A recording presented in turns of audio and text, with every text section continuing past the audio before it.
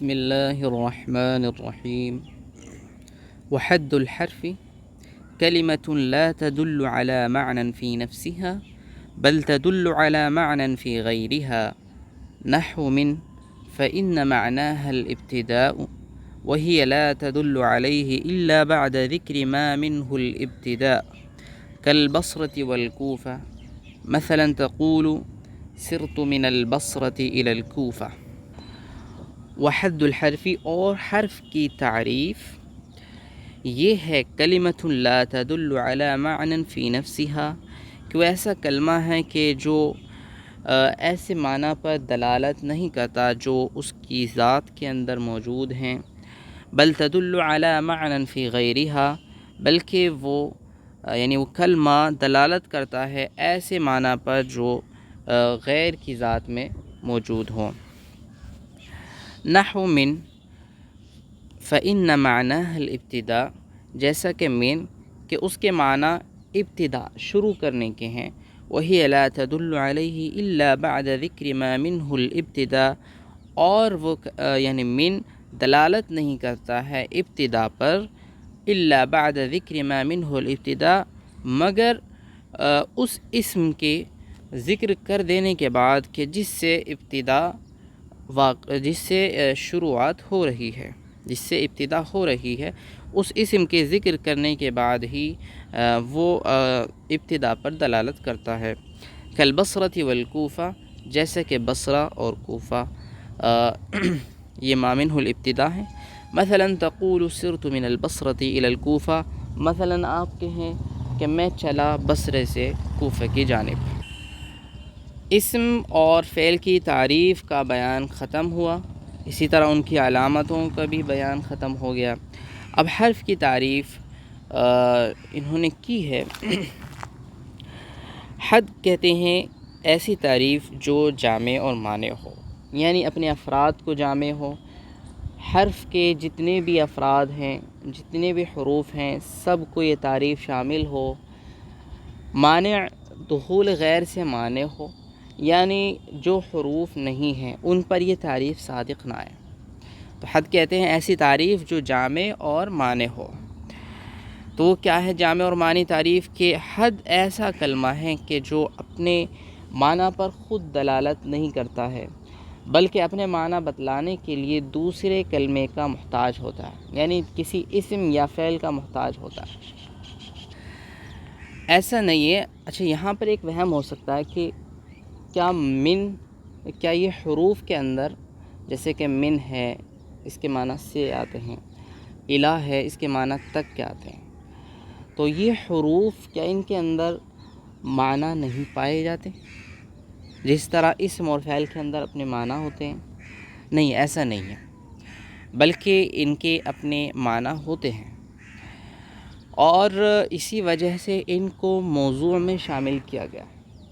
یعنی موضوع اس کلمے کو کہتے ہیں کہ جو معنی دار ہو، جو معنی دار کلمہ نہ ہو اس کو مہمل کہتے ہیں، اور اسم و فعل اور حرف میں سے کوئی بھی مہمل نہیں ہے، سب یہ موضوعات میں سے ہیں۔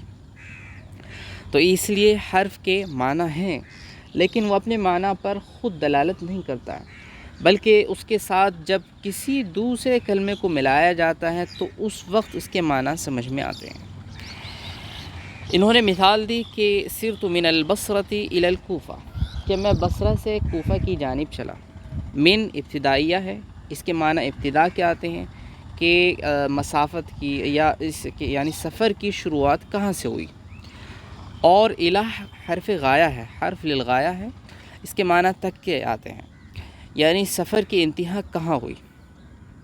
تو بصرے سے میں چلا، میری ابتدا چلنے کی بصرے سے ہوئی اور کوفے تک میں جا کے میں نے اپنا سفر ختم کیا۔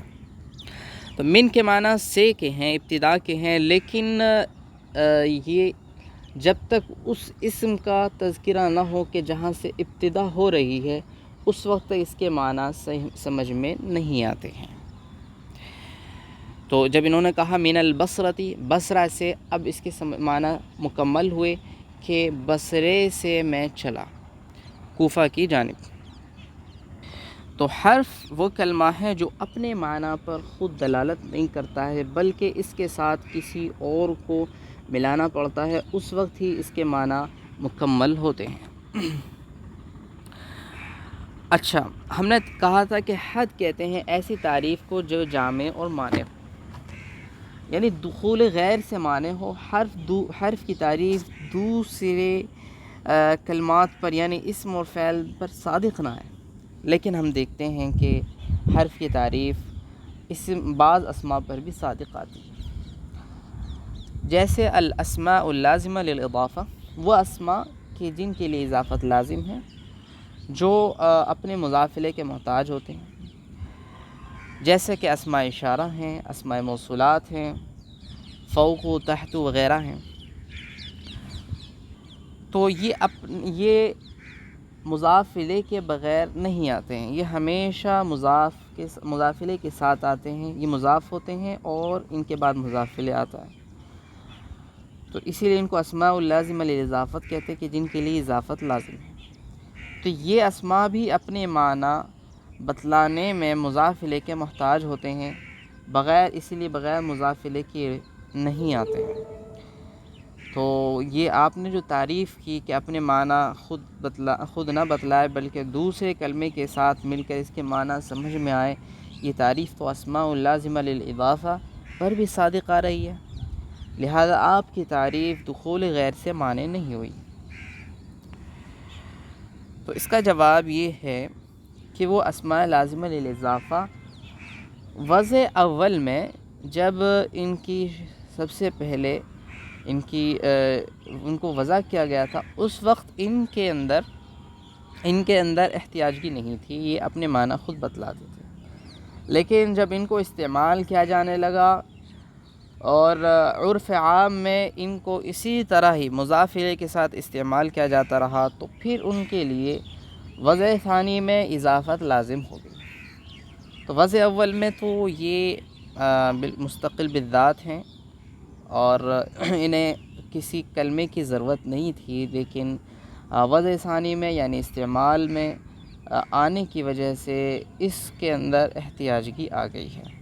تو یہ اپنی اصل کے اعتبار سے تو غیر محتاج ہے، لیکن استعمال کے اعتبار سے محتاج ہوا، اور ہماری جو تعریف ہے وہ ان کلمات کے بارے میں ہے کہ جو وضع اول میں ہی محتاج نہیں ہوتے ہیں بلکہ وضع اول میں ہی محتاج ہوتے ہوں، اور یہ وضع اول میں محتاج نہیں ہوتے ہیں، لہذا ہماری تعریف دخول غیر سے مانع رہی۔ ترکیب ہے وحد الحرفی، اس کی بھی اسی طرح ترکیب ہوگی، مبتدا ہو جائے گا، اس کے بعد والا جملہ خبر ہے، اور آگے ہے فَإِنَّ مَعْنَاهَا الْإِبْتِدَاء، ان حرف مشبہ بالفعل ہے، معناہا اس کا اسم ہے اور الابتداء اس کی خبر ہے۔ خبر پر الف لام نہیں آتا ہے، لیکن اگر خبر مصدر ہو تو الف لام آ جاتا ہے، اس سے کوئی مشکل نہیں ہے۔ آگے وہی لا تدل علیہ الا بعد ذکر ما منہ الابتداء، یہ الا حرف یہ ملغا ہے، اور اس کی ترکیب بعد ذکری جو ہے یہ متعلق ہو جائے گا تدل کے، اور پھر اس ترکیب جو ہے اس کی پہلے خبر بنے گی، پھر جو ہے خبر یہ پورا جملہ لا تدل علیہ الا بعد ذکر ما منہ الابتداء، یہ پورا جملہ خبر بنے گا فعل فاعل سے مل کر، اور پھر اس کے بعد یہ جو ہے مبتدا خبر سے مل کر جملہ اسمیہ خبریہ ہو جائے گا۔ ما منہ الابتداء، یہ ما موصولہ ہے، اور اس کے بعد جو جملہ ہے منہ الابتداء یہ اس کا صلہ ہے۔ آگے ہے سرت من البصرۃ الی الکوفہ، سرت فعل ہے، من حرف جار ہے، البصرہ مجرور ہے، جار مجرور سے مل کر متعلق ہوا سرتو کے، اور الی الکوفہ یہ بھی جار مجرور سے مل کر متعلق ہوگا سرتو کے۔ یہ دونوں جگہوں کا نام ہے جو عراق میں موجود ہیں، بصرہ اور کوفہ، اور اسی طرح علماء نحات کے دو مذہب ہوئے تھے، ایک علماء بصریین اور علماء کوفیین، اور ان دونوں میں آپس میں شدید اختلاف تھا بہت سی چیزوں کو لے کر، اور اس کا اندازہ آپ کو آگے چل کر ہوتا رہے گا۔ لیکن علماء نے اکثر جگہوں پر علماء بصریین کو ہی ترجیح دی ہے، علماء کوفیین کو نہیں دی، اس لیے کہ علماء بصریین کی بنیاد جو ہے وہ کلام عرب ہے، وہ کلام عرب کو اصل مانتے ہیں اور قیاس کو جو ہے وہ جو ہے تابع مانتے ہیں۔ آگے ہے وعلامته ألا يصح الإخبار عنه ولا به وألا يقبل علامات الاسم ولا علامات الافعال۔ کہہ رہے ہیں کہ اس کی علامت یعنی حرف کی علامت یہ ہے کہ اللہ یصح الاخبار عنہ، کہ اس سے خبر دینا یعنی اس کے بارے میں خبر دینا صحیح نہ ہو، ولا بھی اور نہ اس کے ذریعے خبر دینا صحیح ہو، یعنی نہ اس کو مسند الیہ بنانا صحیح ہو، نہ اس کو مبتدا نہ اس کو مسند بنانا صحیح ہو، چونکہ اسم اور فعل کی یہ علامتیں تھیں تو وہ انہی کے ساتھ خاص رہیں گی۔ یہاں جو علامتیں ہیں حرف کی، وہ حرف کے ساتھ خاص ہیں کہ حرف کو مسند الیہ یا مسند بنانا صحیح نہ ہو۔ اچھا، میں ایک مثال ذکر کرتا ہوں اور اس کا جواب منطقی ہے، آپ حضرات خود ہی سوچیں کہ کیا جواب ہوگا۔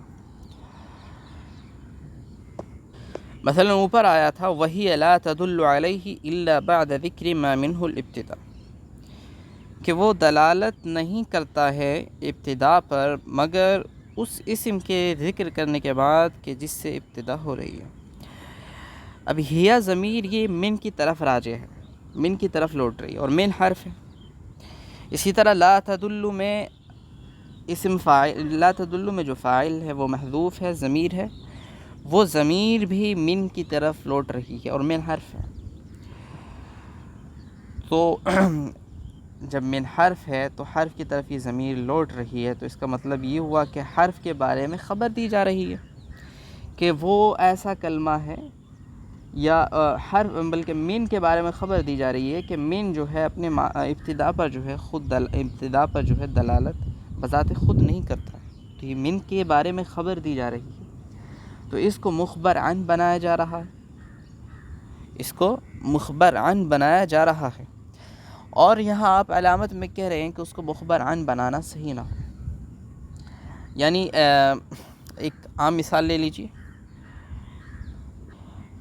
من لا تدل على معناه یا على معناها الا بعد ذکر ما منه الابتداء، تو من مبتدا ہوا اور لا تدل علیہ اس کی خبر ہوئی، تو من کو یہاں مبتدا بنایا جانا صحیح ہو رہا ہے، یہ جملہ صحیح ہے، یہ غلط نہیں ہے جملہ، یہ تو طے ہے۔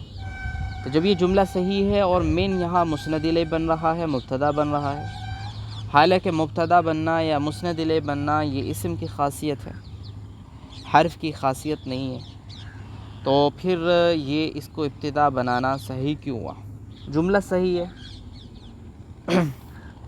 اس کا جواب آپ حضرات خود دیں، کوشش کریں خود دینے کی، اگر آپ سے نہیں ہوتا ہے تو پھر میں اگلے سبق میں انشاءاللہ جو ہے اس کا جواب دے دوں گا، آپ مجھے کمنٹ کر دیجیے۔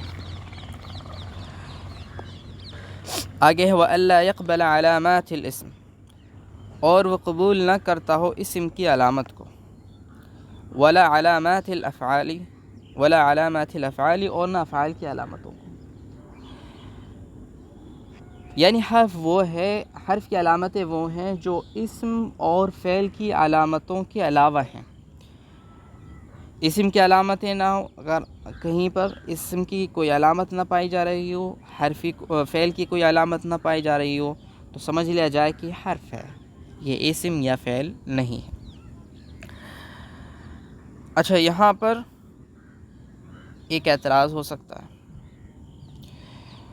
وہ اعتراض یہ ہے کہ حرف بلکہ وہ اعتراض جو ہے وہ آگے چل کے آگے عبارت آ رہی ہے اس میں ذکر کریں گے، پہلے آگے پڑھ لیتے ہیں۔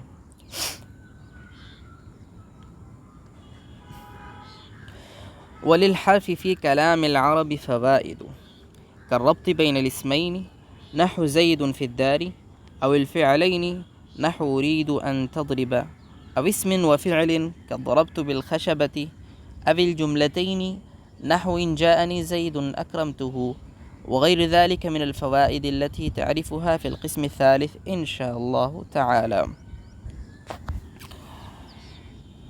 اور حرف کی کلام عرب میں کلام عرب میں فوائد ہیں.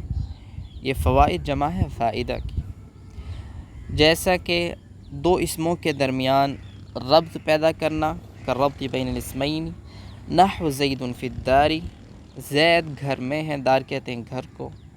او الفعلین، یا دو فعلوں کے درمیان، نحو ارید ان تضرب، میں چاہتا ہوں کہ آپ پٹائی کریں. او اسمن، اب یہاں پر ان جو ہے یہ دو فعلوں کے درمیان واقع ہے. او اسم و فعل کضربت بالخشبۃ، یا اسم و فعل کے درمیان جیسا کہ ضربت بالخشبۃ، میں نے لکڑی سے مارا. او الجملتین، یا دو جملوں کے درمیان، نحو ان جانی زید اکرمتہ، وغیر ذلک من الفوائد، اور ان کے علاوہ وہ فوائد کہ جن کو آپ قسم ثالث میں انشاءاللہ تبارک و تعالی جان لیں گے. یہاں اعتراض یہ ہوتا ہے، یہ للحرف فی کلام العرب فوائد ایک اعتراض کا جواب ہے. اعتراض یہ ہوتا ہے کہ حرف کو آپ نے پہلے کہا کہ اس کو نہ مسند الیہ بنانا صحیح ہے اور نہ مسند بنانا صحیح ہے. جب اس کو آپ نہ مسند الیہ بنا سکتے ہیں نہ مسند بنا سکتے ہیں، اور کلام یا جملہ مرکب ہوتا ہے مسند اور مسند الیہ سے، یعنی کلام کی بنیاد مسند اور مسند الیہ ہے. اگر ان دونوں میں سے کوئی مفقود ہوگا تو کلام نہیں بنے گا، کلام تام نہیں ہوگا. اور حرف نہ مسند ہوتا ہے نہ مسند الیہ ہوتا ہے، تو پھر کلام عرب میں حرف بے فائدہ ہوا. کیونکہ جب کلام عرب مسند اور مسند الیہ سے مرکب ہوتا ہے اور حرف مسند ہوتا ہی نہیں، تو پھر یہ تو بے فائدہ ہوا. ایسا وہم ہونے لگا. تو اس کا جواب یہ ہے کہ اگرچہ مسند اور مسند الیہ نہیں بنتا ہے، لیکن اس کے کچھ اور فوائد ہیں. وہ فائدے کیا ہیں کہ یہ دو اسموں کے درمیان ربط پیدا کرتا ہے. کہیں جملے میں دو اسم ہیں، دو اسموں کو آپس میں ملانا یہ حرف کے ذریعے ہوتا ہے. جیسے زید اور الدار، یہ دو اسم ہیں. زید کے معنی ذات زید ہیں اور دار کے معنی جو ہیں گھر کے ہیں. ان دونوں کو آپس میں اس نے ملایا، ربط پیدا کیا فی حرف میں. فی کی معنی ہے میں کے، یہ فی للظرف ہوتا ہے. تو ان دونوں کو جب اس نے متصل کیا تو یہ ایک فائدہ ہوا. اگر یہ فی نہیں ہوتا تو یہ زید الدار ہوتا، دونوں کے درمیان ربط پیدا نہیں ہوتا. ہمیں کیا معلوم ہوتا کہ زید اور دار سے کیا تعلق ہے؟ زید کا دار سے کیا تعلق ہے؟ آیا زید نے گھر کو ڈھا دیا ہے یا زید نے گھر کو خریدا ہے؟ تو زید کا دار سے کیا تعلق ہے؟ اس تعلق کا پتہ چلا فی سے کہ نہیں، زید جو ہے زید اقامت پذیر ہے کہاں؟ دار میں. اسی طرح او الفعلین، دو فعلوں کے درمیان بھی ربط پیدا کر سکتا ہے. جیسے دیکھیں ارید فعل اور تضرب یہ بھی فعل ہے، لیکن ان دونوں کے درمیان جو ربط پیدا کیا ہے وہ ان نے پیدا کیا ہے. یہ ان ناصبہ ہے. آگے آپ پڑھیں گے کہ حروف ناصبہ کتنے ہیں اور وہ کہاں کہاں آتے ہیں. یہاں تو اتنا سمجھے کہ ان ناصبہ ہے، یہ فعل مضارع کے شروع میں آتا ہے. تو اس نے آ کر دونوں فعل کے درمیان ربط پیدا کیا، تعلق قائم کیا. اگر یہ ان نہ ہوتا تو یہاں یہ جملہ بے معنی سا لگتا. ارید تضربہ، میں چاہتا ہوں آپ مارتے ہیں، اس کے معنی ہوتے میں چاہتا ہوں آپ مارتے ہیں. لیکن ارید ان تضربہ جب ان آ گیا تو اس کے معنی ہوئے میں چاہتا ہوں کہ آپ پٹائی کریں.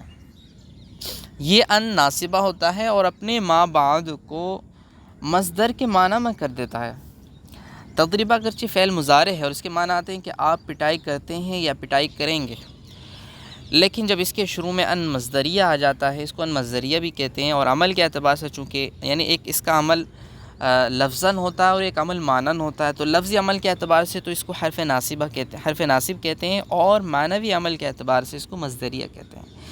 یہ ما بعد کو مصدر کے معنی میں کر دیتا ہے. تو اب تدریبہ کے معنی ہوں گے پٹائی کرنا. اب اس کے معنی یہ نہیں ہوں گے کہ آپ پٹائی کرتے ہیں، بلکہ اس کے معنی ہوں گے پٹائی کرنا، مصدر کے معنی ہوں گے. تو میں چاہتا ہوں آپ کی پٹائی کو، کہ آپ پٹائی کریں. آگے ہے او اسم و فعل، یا اسم اور فعل کے درمیان ربط پیدا کرے گا. جیسے ضربت بالخشبۃ، ضربت فعل ہے اور خشبہ اسم ہے، ان دونوں کے درمیان ربط پیدا ہوا با کے ذریعے. اگر یہ با نہ ہوتا تو اس کے معنی ہوتے ضربت الخشبۃ، میں نے جو ہے لکڑی کی پٹائی کی. تو عجیب معنی ہو جاتے اس کے. تو با کے ذریعے، با للاستعانہ ہے، با کے معنی آتے ہیں مدد چاہنا، یعنی میں نے پٹائی کی مدد حاصل کرتے ہوئے لکڑی کے ذریعے میں نے پٹائی کی. آگے ہے اول جملتین، بلکہ اسم اور فعل کے درمیان ہی ربط پیدا نہیں کرتا، بلکہ یہ دو جملوں کے درمیان بھی ربط پیدا کرتا ہے، دو جملے کو بھی آپس میں ملا دیتا ہے. جیسا کہ ان جاءنی زید اکرمتہ، ان حرف شرط ہے، اور جاءنی زید یہ ایک جملہ ہو گیا، اکرمتہ یہ دوسرا جملہ ہو گیا. پہلا جملہ شرطیہ ہے، دوسرا جملہ اس کی جزا ہے. تو ان دونوں جملوں کے درمیان، ان دونوں جملوں کو ملانے کے لیے ان لے کر آئے، جو حرف شرط ہے، حرف جازم بھی ہے. تو اس نے دونوں جملوں کو ایک کر دیا. جاءنی زید، اچھا اس کی ترکیب دیکھیں، ان حرف شرط، جاءنی زید یہ فعل فاعل سے مل کر، فعل فاعل مفعول بھی سے مل کر جو ہے شرط ہوگا. اکرمتہ یہ خبر ہوگی، جزا ہوگی. تو شرط اپنی جزا سے مل کر جملہ شرطیہ ہوگا. آگے وغیر ذالک من الفوائد، غیر کا عطف ہے الربط پر، یعنی اس کے علاوہ بھی دوسرے فوائد ہیں جن کا تفصیلی تذکرہ انشاءاللہ قسم ثالث میں ہوگا. آگے ویسمى حرفاً، اور حرف کا نام حرف اس لیے رکھا جاتا ہے لوقوعہ فی الکلام حرفاً، اس لیے کہ وہ کلام میں کنارے پر واقع ہوتا ہے. ای طرفاً یعنی طرف، کنارے پر. اذ لیس مقصودا بالذات، اس لیے کو بالذات مقصود نہیں ہوتا ہے. مثل المسند والمسند الیہ، جیسا کہ مسند یا مثل المسند والمسند الیہ، یعنی مسند اور مسند الیہ کی طرح وہ مقصود بالذات نہیں ہوتا ہے. حرف کی وجہ تسمیہ بیان کر رہے ہیں، پیچھے بھی اسم اور فعل کی وجہ تسمیہ بیان کی، اسی طرح یہاں پر حرف کی وجہ تسمیہ یہ ہے کہ یہ کلام میں کنارے پر واقع ہوتا ہے، اور کنارے کو حرف کیا کہا جاتا ہے؟ حرف کے لغوی معنی آتے ہیں کنارے کے، طرف کے. تو اس لیے اس کو حرف کہہ دیا جاتا ہے چونکہ کلام میں کنارے پر واقع ہوتا ہے. اب اشکال ہے کہ ہم دیکھتے ہیں کہ حرف صرف کنارے پر واقع نہیں ہوتا بلکہ کلام کے درمیان میں بھی واقع ہوتا ہے. جیسے زید فی الدار، زید گھر میں ہے، پیچھے مثال آئی ہے. یہ بلکہ اوپر ہی یہاں مثال ہے زید فی الدار، یہ فا حرف ہے، دو اسموں کے درمیان واقع ہوا ہے. زید فی الدار یہ کلام ہے، کلام کے درمیان میں، بالکل درمیان میں، ادھر بھی شروع میں بھی اسم ہے، آخر میں بھی اسم ہے، بالکل درمیان میں اسم حرف واقع ہوا. اور آپ کہہ رہے ہیں کہ حرف کو حرف اس لیے کہتے ہیں کہ کلام کے کنارے پر واقع ہوتا ہے. تو کہہ رہے ہیں کہ کنارے پر واقع، اس کو کنارہ کہنے کی وجہ یہ ہے کہ یہ مقصود بالذات نہیں ہوتا ہے.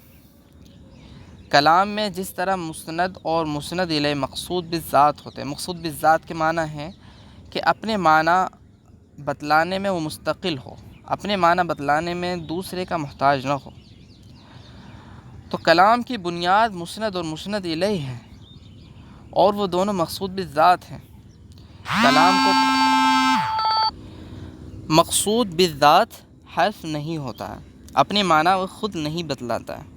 تو جب حرف اپنے معنی خود نہیں بتلاتا ہے، مستقل بذات نہیں ہوتا ہے، مقصود بذات نہیں ہوتا ہے، جس طرح مسند اور مسند الیہ ہوتے ہیں، تو جو چیز کلام کے اندر یا کسی بھی چیز کے اندر اہمیت کی حامل نہیں ہوتی ہے تو اس کو کنارے پر رکھ دیا جاتا ہے، اور جو چیز اہمیت کی حامل ہوتی ہے اسے درمیان میں رکھا جاتا ہے تاکہ وہ محفوظ بھی رہے۔ تو کنارے پر جو چیز ہوتی ہے وہ اہمیت کی حامل نہیں ہوتی ہے، تو اس لیے اس تشبیہ کی وجہ سے اس کو حرف کہہ دیا جاتا ہے کہ یہ کلام میں اس اہمیت کے حامل نہیں ہوتی ہے کہ جو مسند اور مسند الیہ جو ان کی شان ہوتی ہے، تو اس لیے اس کو حرف کہہ دیا گیا ہے۔ وَيُسَمَّى حرفاً، اور اس کو حرف نام رکھا جاتا ہے، لِوُقُوعِهِ فِي الْكَلَامِ حرفا، اس لیے کہ کلام میں کنارے پر واقع ہوتا ہے، اِذْ لَيْسَ مَقْصُودًا بِالذَّاتِ، کنارے کا مطلب یہ ہے، کلام میں کنارے پر واقع ہونے کا مطلب یہ ہے کہ وہ ایسے منصب، ایسے عہدے پر ہوتا ہے کہ اس کی وہ اہمیت نہیں ہوتی جو مسند اور مسند الیہ کی ہوتی ہے۔ کلام کی بنیاد اور مسند الیہ ہوتی ہے، جس طرح کسی عمارت کی بنیادیں عمارت کے درمیان میں ہوتی ہیں، یعنی نیچے ہوتی ہیں، اور جو پینٹ وغیرہ ہوتا ہے وہ عمارت کے کناروں پر، یعنی جو اینٹ پتھر ہوتے ہیں ان کے کناروں پر باہری طور پر کیا جاتا ہے، تو اسی طرح حرف جو ہے وہ کنارے پر رہتا ہے۔ تو کنارے پر رہنا یہ ایک ایسا ہے جیسے منصب کے الگ رہ رہا ہو۔ اِذْ لَيْسَ مَقْصُودًا بِالذَّاتِ، اس لیے کہ وہ مقصود بالذات نہیں ہوتا۔ مقصود بالذات کے معنی ہے کہ وہ اپنے معنی خود نہیں بتلاتا ہے، بلکہ اپنے معنی بتلانے میں دوسرے کا محتاج ہوتا ہے، جیسے کہ مسند اور مسند الیہ ہے۔ انشاءاللہ اگلا سبق آئندہ پڑھیں گے۔ آج کے لیے اتنا کافی ہے۔ جزاکم اللہ خیر الجزاء۔ السلام علیکم ورحمۃ اللہ وبرکاتہ۔